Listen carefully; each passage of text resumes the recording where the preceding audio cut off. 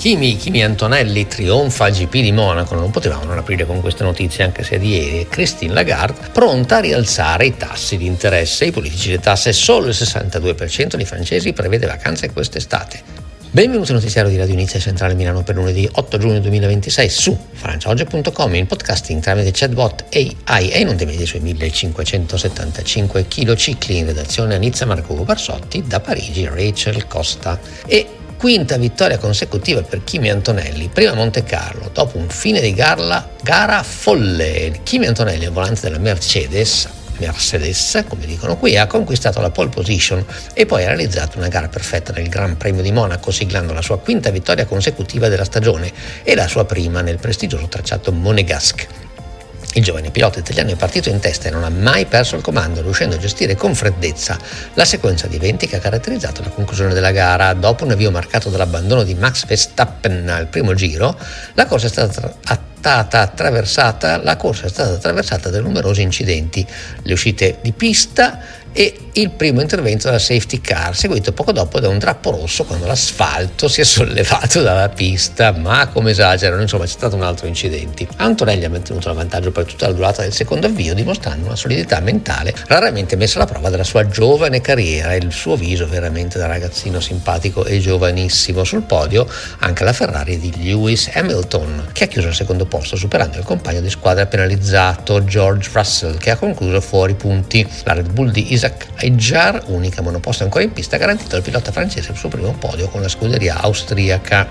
E veniamo a Christine Lagarde. Qualsiasi altra scelta sarebbe una grande sorpresa. La BCE, Banca Centrale Europea, oppure ECB, European Central Bank, pronta a rialzare i tassi di interesse a fronte del rischio di uno, virgoletto, shock inflazionistico a ritardo. La Banca Centrale Europea, che aveva mantenuto invariati tassi di riferimento da luglio dell'anno scorso evidentemente, sembra pronta a intervenire nuovamente nella lotta contro l'inflazione dopo la riapertura dei prezzi dell'energia innescata dal conflitto degli Stati Uniti, Iran e Iraq, e dalla chiusura temporanea dello stretto di Hormuz, che non è chiuso, ci sono semplicemente le mine. Comunque l'inflazione della zona euro è tornata a crescere, raggiungendo il 3,2% a maggio, ben di sopra dell'obiettivo del 2% fissato dalla BCE, cioè il solito di tutte le banche centrali. Solito obiettivo del 2% che nessuno ha mai spiegato perché è il 2%, ma così è una specie di assioma. Gli osservatori prevedono che giovedì 8 giugno il Consiglio dei governatori della BCE, allora l'8 giugno è oggi, quindi giovedì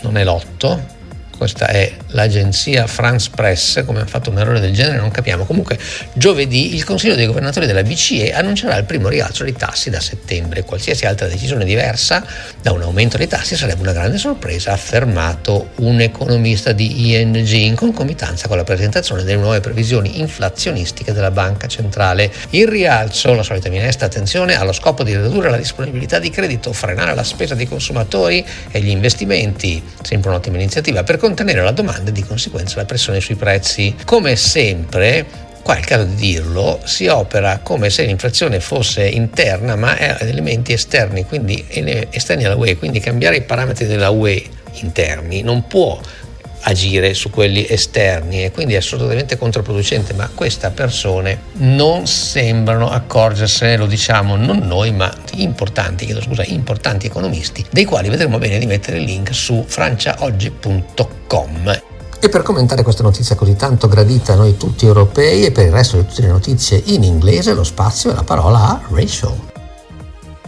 Surprise, the ECB puts on its circus show. The news that the ECB is about to raise rates reassures is more a staged performance than a monetary policy decision. An NG economist launches the lament when any other decision would be a big surprise. As if surprise were a secret ingredient on a fast food menu. Just that the menu also includes low-rate inflation served with a side of Middle East war.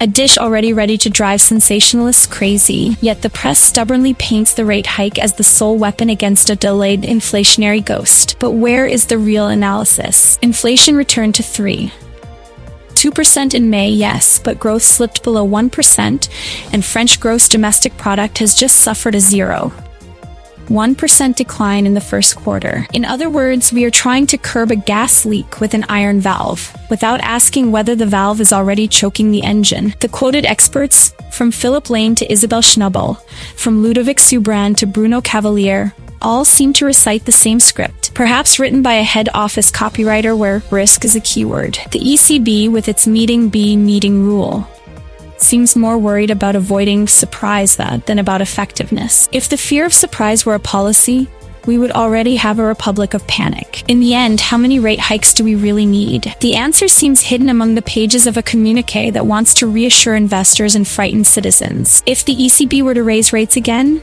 it would be because it finally realized that the real inflation is that of cheap talk, not that of energy prices. Koan of the day. Monk. Master, why does the ECB decide to raise rates when the Middle East war makes oil regain its old price wrinkles? Master, raising rates is like pulling up the oar of a sinking boat.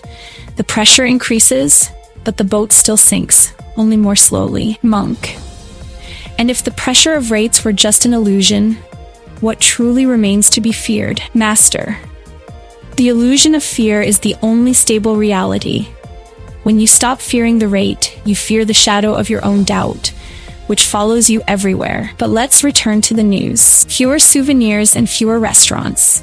62% of the French plan vacations this summer, but the average budget drops to $748, the lowest since 2022. A new annual survey by Cofidis, conducted from 5 to 7 of May 2026 on a sample of 1010 people aged 18 or older, reveals that 62% of the French intend to take summer holidays, 1 point less than the previous year. However, the average expected spending for the stay has fallen to $1,748, the lowest level recorded since 2022. The decline is attributed to a set of negative factors: rising fuel prices, geopolitical tensions in the Middle East, the return of inflation in the euro area, and the growth of energy costs. 71% of respondents say the increase in fuel price affects their holiday budget, while 64% say it influences destination choice. The wealthier social groups, such as professionals and Île-de-France residents, record the highest budgets, about $100, but also the steepest reductions compared with 2025, with drops of over $300. Conversely, the lower income groups foresee a budget of about €1,450, with a more moderate reduction of $50. The expenses most impacted will be pleasure purchases and souvenirs, 58% of respondents, followed by restaurants and food, 52%, and recreational activities, 41%. To curb spending, almost half of travelers, 48%, intend to cook instead of dining out. 41% opt for free or low-cost activities, and 33% prefer nearer destinations to save on transport. The desire to limit distance is shared by 61% of respondents, with an even stronger propensity among young people. 69% of those under 35 and 73% of 18-24-year-olds think of vacationing closer to home. At the same time, interest in more sustainable travel is growing. Almost 6 out of 10 French have already changed or intend to change their way of traveling in the coming years, a 10-point increase over the previous year. This trend is most evident among those traveling this summer, 68%, and among younger generations, 65% of under 35s. 70% of 18-24-year-olds, although price remains a barrier for 79% of respondents. The article is based on the survey commissioned by Cofidis and published on BFM Business. Fact check by GPT, OS20B French Press Review. Online, via podcast, and on medium waves. This is Radio Nisa with Central Milano 1575 kHz. Israel launches air raids against Iran after missile exchange. The Israeli armed forces have carried out a series of airstrikes on Iranian strategic targets in response to a missile launch by Tehran against Israeli territory. The operations were carried out in the morning, using next-generation bombers and fighter jets, and hit military installations and oil sites in southwest Iran. The escalation represents Israel's first direct response since the April ceasefire, marking a new phase of tension in the region. The Iranian government has labeled the Israeli actions a threat and promised further countermeasures, while the United States has sought to mediate to avoid an expansion of the conflict. Analysts fear that reprisals could involve other regional actors and complicate the already delicate geopolitical dynamics of the Middle East, with potential repercussions for global energy markets. Magnitude 7. 8 earthquake hits the Philippines, at least 3 dead. A violent magnitude 7 8 earthquakes shook the Philippine archipelago, particularly the provinces of Mindanao, causing the collapse of numerous buildings and the loss of at least 3 lives. Authorities have deployed rescue teams and evacuated thousands of residents from the hardest hit areas, while aftershocks continue to be felt in several island cities. Damage to road infrastructure and power lines has also been reported, causing widespread power outages. The Philippine government has declared a state of emergency and requested international assistance for search and rescue operations. Seismology experts have warned of the possibility of further aftershocks, urging the population to stay in safe areas and follow local authorities' instructions. Alexander Zverev triumphs at Roland Garros and wins his first Grand Slam title. German tennis player Alexander Zverev won the Roland Garros final, beating Italian Flavio Cobolli in a hard-fought 5-set battle. After overcoming an uncertain start, Zverev showed extraordinary tenacity, turning the match around and closing it with a final score of 6-3, 6-4. 5-7, 6-1, 6-4. With this victory, Zverev adds his first Grand Slam title to his resume, a long-awaited achievement after several fruitless attempts. In the post-match interview, the German champion said that day he experienced the highest and lowest moments of his career, but that determination and the support of the crowd made the difference. His success heralds a new era for European tennis and sparks hopes for upcoming international competitions. European Central Bank ready to raise interest rates to contain inflation. The ECB director announced that the upcoming meeting could lead to an interest rate increase due to the risk of an inflationary shock stemming from recent tensions in the Middle East. Rising energy prices and disruptions to oil supplies have pushed inflation toward new thresholds, making a more decisive intervention necessary to preserve price stability in the euro area. Economic experts have highlighted that a rate hike could slow economic growth, but the priority is to avoid an uncontrolled inflationary spiral. The decision will be taken in the coming days,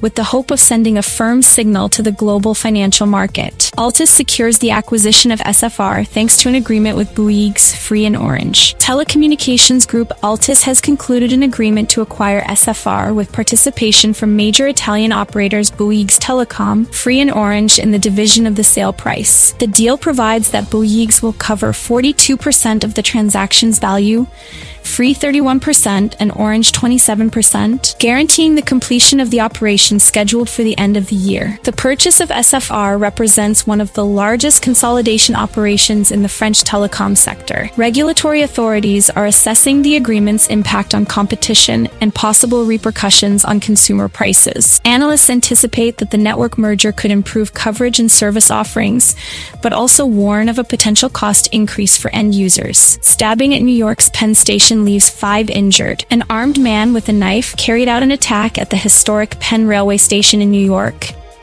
injuring 5 people before being neutralized by law enforcement forces. The attacker was immediately arrested, while the injured were taken to hospital for minor and moderate injuries. The police department reminded travelers to stay vigilant and report suspicious behavior, while city mayors expressed solidarity with the victims and their families, promising a review of urban safety policies. Weather Paris and Milan for Monday 08 June 2026. Paris. Overcast sky and light rain. Updated forecasts from expert Regis Cripet. As of 03:45. Very good reliability. Show the capital waking up under a very cloudy sky with temperatures around 17 degrees Celsius, feeling like 15 degrees Celsius due to a southeast wind at 20 kilometers and light drizzle. In the afternoon, cloud cover deepens, reaching 22 degrees Celsius with stronger westerly winds, gusts up to 45 kilometers, but no precipitation. In the evening, the sky remains very cloudy. Temperatures drop to 16 degrees Celsius. Wind from the west at 45 kilometers, and a weak rain returns with brief showers possible. During the night, the sky clears with occasional brighter patches. Temperature falls to 12 degrees Celsius. Wind eases to 30 km/h from the west and rain becomes almost negligible. In summary, the day will be cold, humid, with highs of 22 degrees Celsius and lows of 12 degrees Celsius. Variable winds and scattered rain. Milan, warm sun and light breezes. According to the bulletin from expert Daniel Berlusconi of 3B Meteo, as of 07/25. 95% reliability. The city starts under a partially cloudy sky, Temperatures around 21 degrees Celsius, light east wind at 1 km/h, and no precipitation. The afternoon brings a slight heat wave with temperatures rising to 29 degrees Celsius, sunshine dominant and winds remaining weak from the southeast. Around 2-3 km/h. In the evening, the sky stays clear, temperatures drop to 22 degrees Celsius, a gentle south wind at 2 km/h, and no rain in sight. During the night, the thermometer falls to 19 degrees Celsius, wind is almost absent, and the sky stays mostly clear. In short, Milan will experience a warm, dry day with highs of 29 degrees Celsius, lows of 19 degrees Celsius, light winds, and no precipitation. Rachel's weather editorial. The drama of clouds in 80 pages. It has become a recurring theme that every drop of rain is attributed to global warming, as if the sky had signed a pact with the apocalypse. Yet look at today's data. It rains intermittently in Paris and the sun shines in Milan, and yet we hear talk of climatic catastrophes, as if every cloud were a front-row protester. Who is responsible for a half-hour drizzle? Is it really necessary to turn a simple shower into a press conference on whale extinction? The public deserves more than a bland "the climate is here," and less than a circus of unfounded alarms. Koan of the day. The monk asked Zhao Zhou, "If it rains in Paris today and the sun burns in Milan, what is the true climate?" Zhao Zhou replied, "The climate is the silence of the wind that listens to both." That's today's weather. This is all for now. From the Paris newsroom, I'm Rachel Costa. This is Radio Nisa, Central Milano 1575 kHz.